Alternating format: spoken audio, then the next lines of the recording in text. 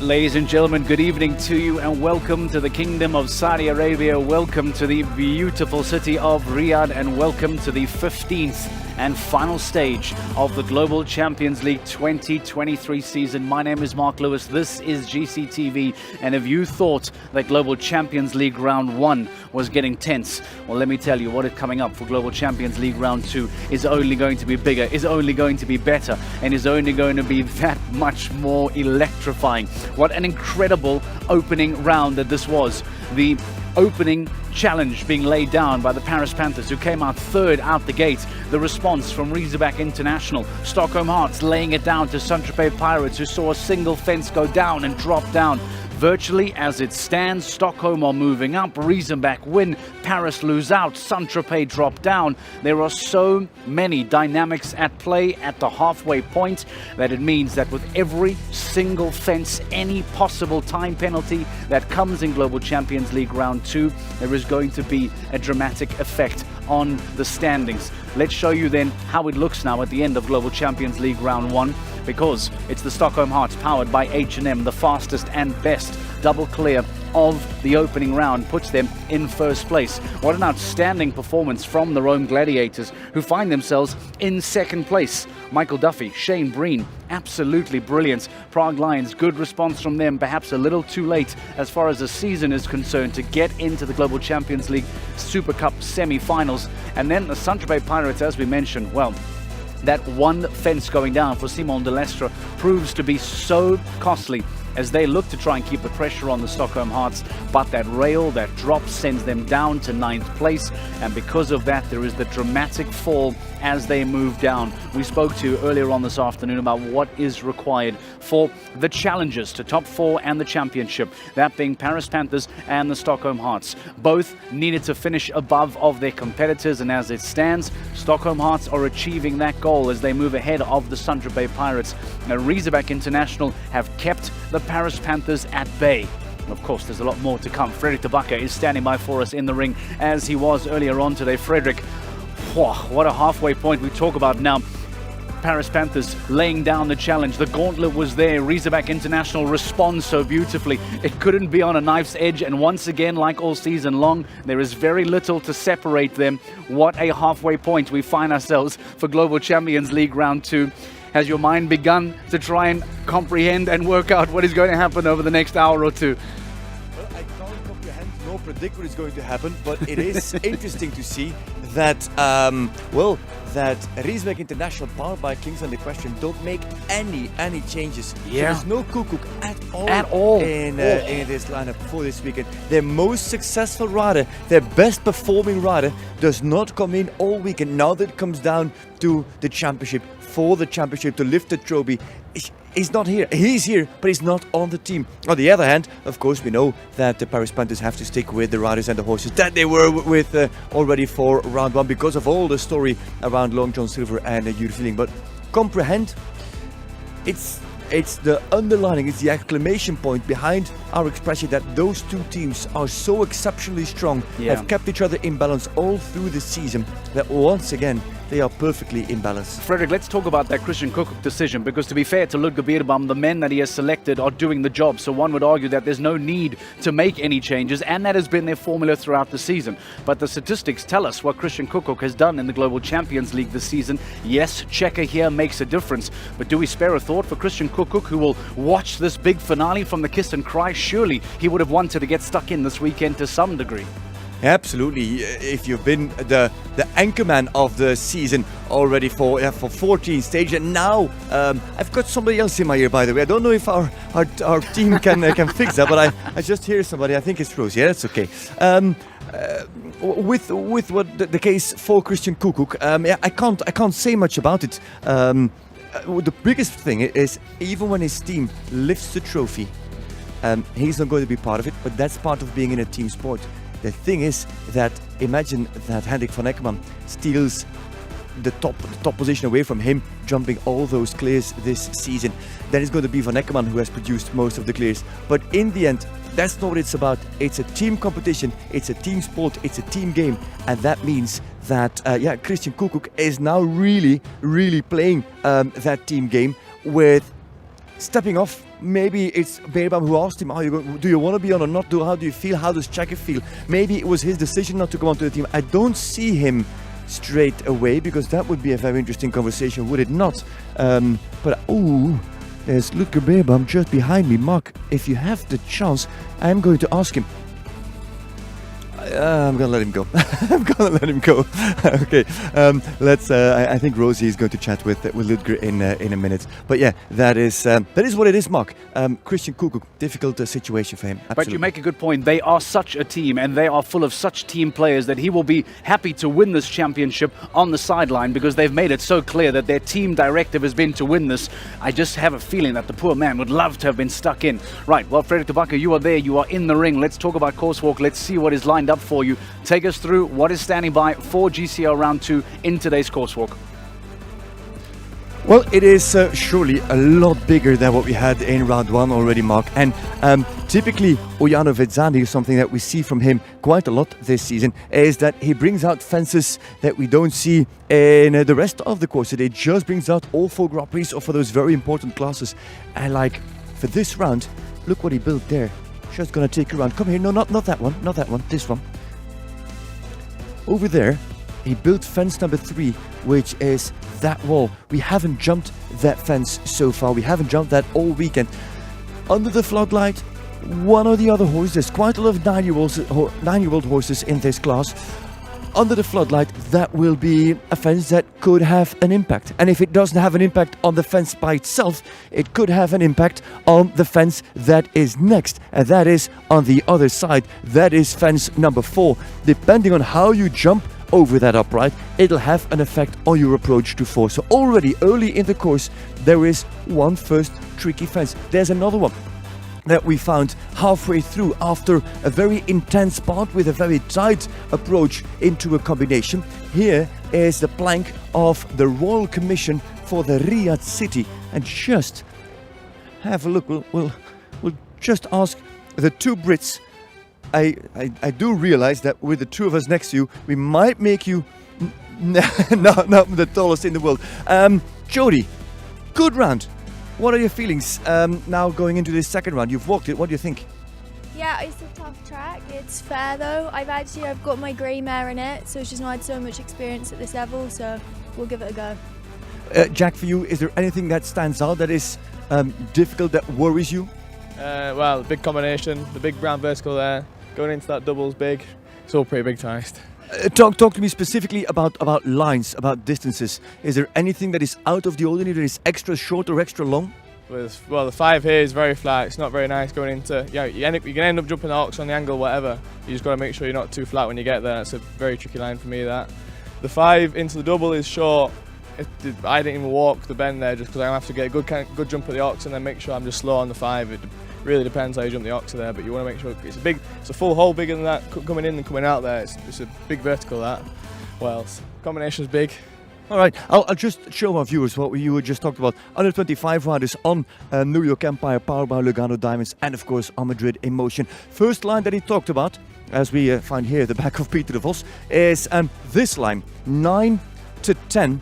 He said the 5 are open, are flat, they're not nice. If you want to curve that line that de Vos is walking, if you want to curve that, it's very open. So you want to be on the inside, but if you're on the inside, you will never get straight on the approach to fence number 10. So that is what is worrying for Jack Whittaker. Another thing that worries Jack Whittaker is the approach from that oxer, the Liverpool oxer, all the way into that combination. He calls it tight. He means that he has to hold, but it's a big oxer to jump. You'll have to ride that oxer with quite a bit of punch and with quite a bit of leg to get over the back rail. But then when you've got that forward motion, Jack Whittaker thinks that is going to run quite short for him with Q Paravati. He's going to jump both rounds, Jack Whittaker. He had one down in the first round with Q Paravati, and now he has to come back alongside of Michael van der Vleuten to hopefully jump a clear for the team this season, for Madrid in motion. And that's what he also spoke about.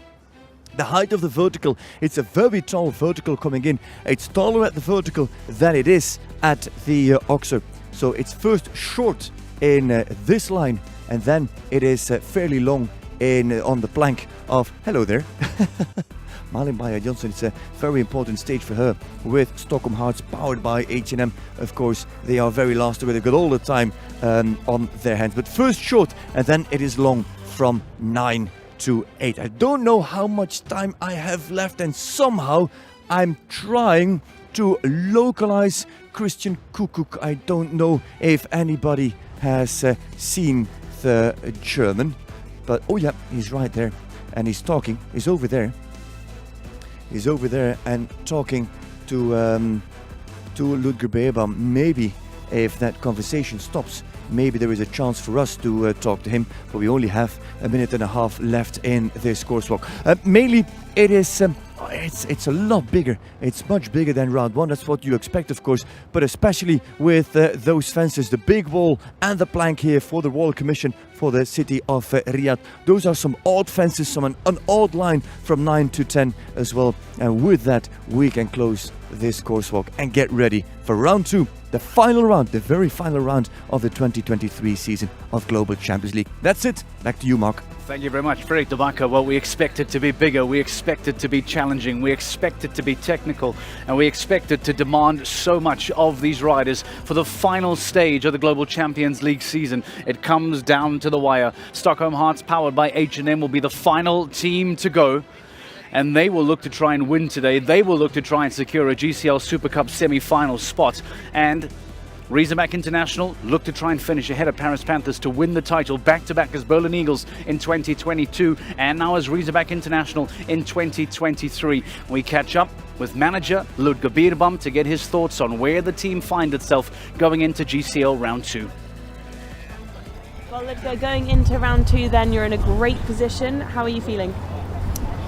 I'm feeling basically good, but still, of course, a bit tense because it's not over yet. It's all to play for going into this round. You're about to go and walk the course. What advice have you given to the riders? I don't have given any special advices, to be honest. They know their job, they know what they have to do, they know their horses really well. And then small tips, we watched the first half of the first round and then we adjusted a little bit, especially Paris. We watched their ways, the way they rode, timing.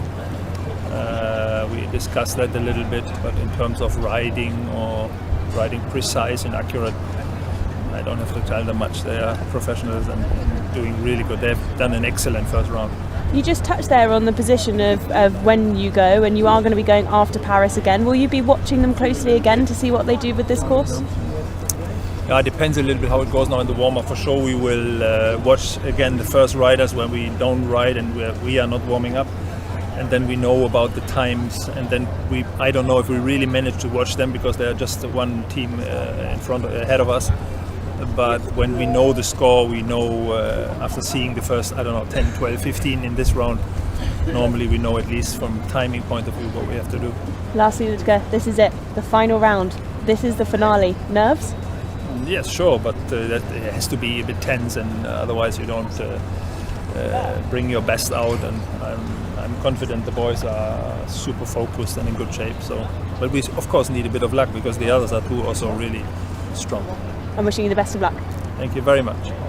There is no denying that there is an air of tension in the shoulders of Ludger Beerbaum, and that is not a criticism, that is purely an identification of the stage that we find ourselves in. It is impossible to escape the tension that has been built up between these two teams because of their two performances, and neither team giving an absolute inch to one another in room to spare. But I remind you that the equation is simple for Riesenbeck International. Finish ahead of Paris Panthers in any shape or form, whether it is first to second, third to fourth, eighth to ninth. Finish ahead of the Paris Panthers and you are crowned champions. That is the mathematics for Riesenbeck, and it is as simple as that. We take a quick break. When we return, we catch up with the Paris Panthers.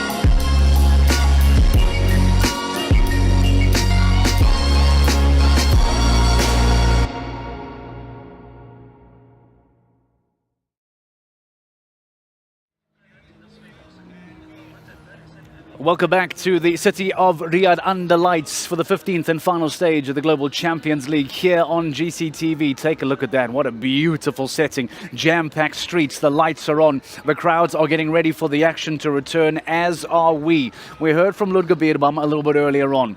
I mentioned a slight air of tension in the room, and I have no doubt that the Paris Panthers will be feeling much the same. Rob Hoekstra, calm as ever, did tell us earlier on this week that the pressure is not on them. It is not their title to win. It is Riesenbeck International's title to lose. That said, though, there is no denying that you have had the season that you have had. You have pushed Riesenbeck all the way down to the wire on the final day. Surely finishing second from here, regardless of what you may say, is going to sting. He wants to win it. He's got Ben Mayer. He's got Harry Smolders. He's got the men to do it. They're jumping clear, but it is out of their hands. What is going through the mind of Rob Hoekstra going into Global Champions League Round 2? Let's find out. Rob, we're going into round 2 now. You're in a good position, but you are just behind Riesenbeck. How are you feeling going into this? Yeah, good. It's a different sport, this course, so it'll be interesting to see. Won't be too many clears in this, I think, or not double clears anyway. So yeah, we're in a good place. We just do our own thing.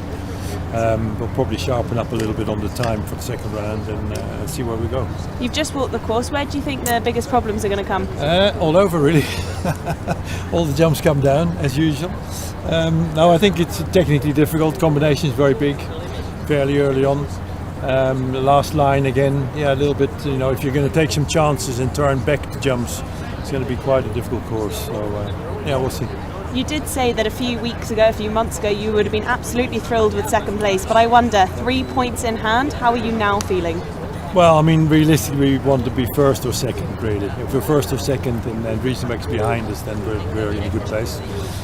But you never know. I mean, you know, we can only do what we can do, and we can't really worry about what they do so much. I mean, they're two very good riders, very good horses.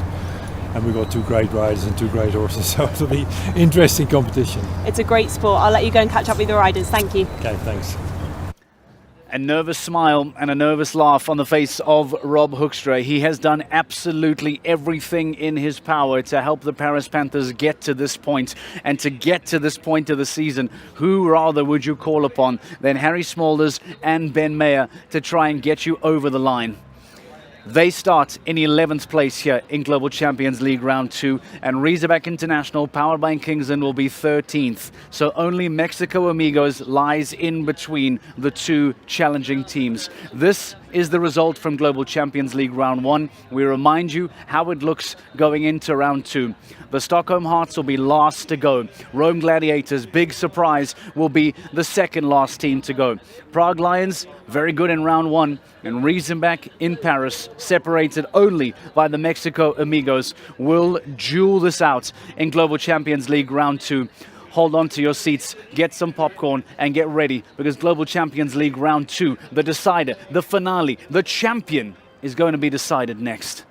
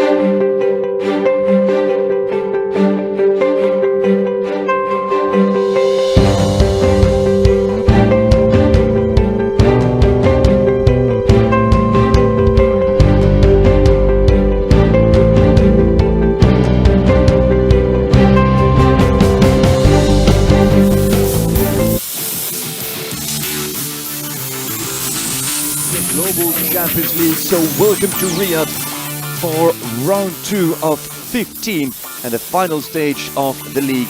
In a season where two teams were ultra dominant and exceptionally competitive, now at the start of the all-deciding second round, these teams are once again level on penalties going into the final moments. On the night before, the world-renowned boxers Tyson Fury and Francis Ngannou will hold their bout, while the GCL heavyweights will clash once more. It's Riesenbeck International powered by Kingsland versus Paris Panthers, and indeed it is gloves off. However, the role that the other 14 teams will play tonight cannot be underestimated, as they could split the top two teams that are separated by just 3 points on the championship table. Any of the teams that would indeed split Riesenbeck and Paris in whatever order, they will steal points from the lower ranked team in favor of the higher ranked, and such is the dynamics that we have witnessed over the first 14 stages starting in Doha in March. And now we come to the curtain call, the big closure, the big finale, and Uyane Vedzali has brought out once again his pen and paper to draw up the course for this second round. First, of course, we will have a group of individuals that will take on this course, as it is also the Grand Prix qualifier. It's a group of individuals that will attempt to get into the 500,000 Grand Prix of tomorrow. 16 in total will try to come into that Grand Prix. And only 40 can jump the Grand Prix. That means that 8 will have to drop out. 8 will not make the cut. That is clear already. And with plenty of money in the Grand Prix, and of course the Grand Prix as the season's decider, I can tell you that the top 3, Harry Smulders, Michael van der Vleuten, and of course Hendrik van Eckermann, will try to do their best, but also qualify high for tomorrow's Grand Prix. This is the starting order, and as from Francisco Musa, we are into the team orders. There is Musa in 17th position. It is Musa with Carte Bleu PS Marathon. Musa will be the first of the team riders. Further down, there Michael Pender and Simon de Lestre, HHS Calais, and Dexter Fontenay. They have 4 penalties. And who else do we find in that group? There, Hendrik van Eckermann and Harry Smulders just behind each other in the Grand Prix qualifier. You could wonder how that is going to play out for the Grand Prix of tomorrow as well. Van der Vleuten is earlier to go in this Grand Prix qualification. Van der Vleuten with Madrid in motion is before the teams break. Van der Vleuten is 29th on the individual standings.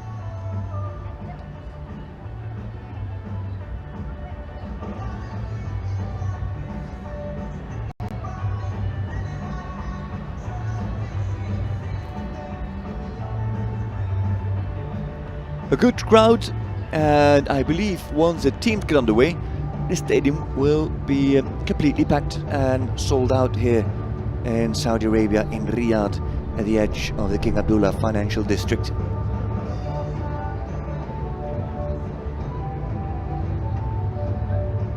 The other team around Abdul Rahman Al Raji, who is first to go with the Ventago, has stepped off the home team, Riyadh Blue, powered by Al Hilal.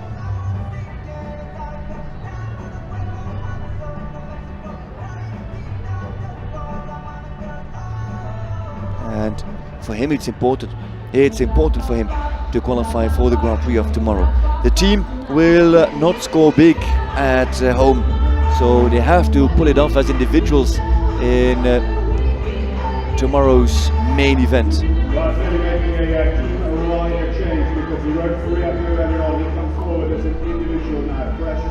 And to be in that group, he has to present a good performance here. Abdul Rahman Al Raji with Ventago. صاحب تصنيف 145 ومشاركتين في كأس العالم وذهبية أسيان آسيا. رحبوا معي بفارس المملكة العربية السعودية الفارس عبد الرحمن بدر الراجحي. Abdul Rahman Badr Al Raji with Ventago. Or that he also jumped at the Asian Games to great successes.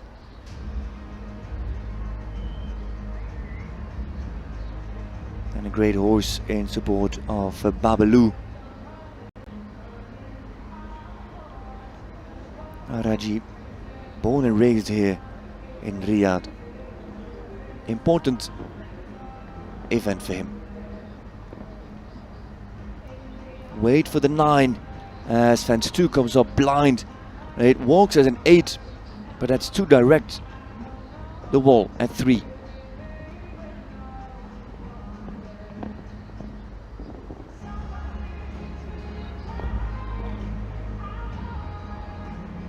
A long loop, he goes outside, he goes wide behind the Global Champions gate. And then jumps a triple combination, very delicate material inside, not much room in those 2 verticals at the end.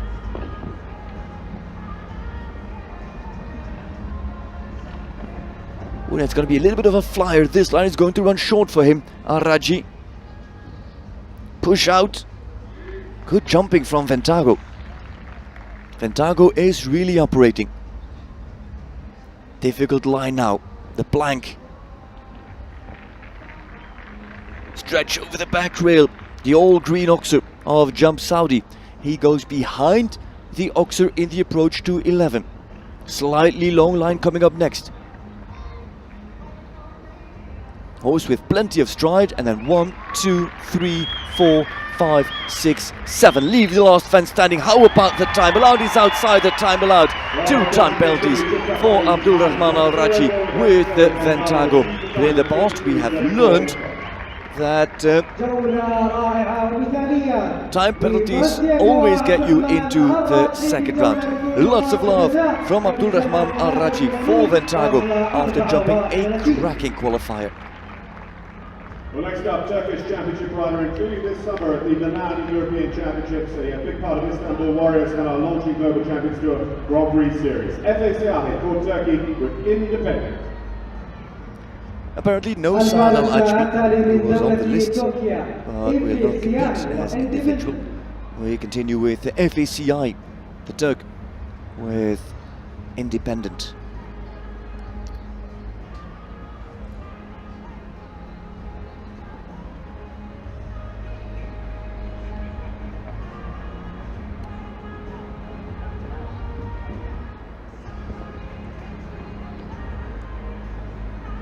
Oh, he goes for the direct 8. Very decisive, very confident on the Swedish warm blood.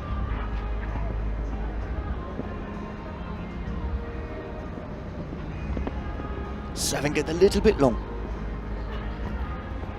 They walk long as well.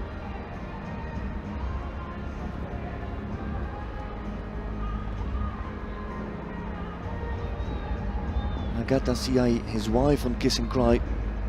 Oh, that's looking good for FA. Now we come to a very technical bit. Power, precision and control. The swing. And then 1, 2, 3, 4, 5. He comes quite fast in, but Independent jumps really well out. The slightly curved 5 with the offset approach to 10. Oh, he's long. Doesn't go inside, goes round.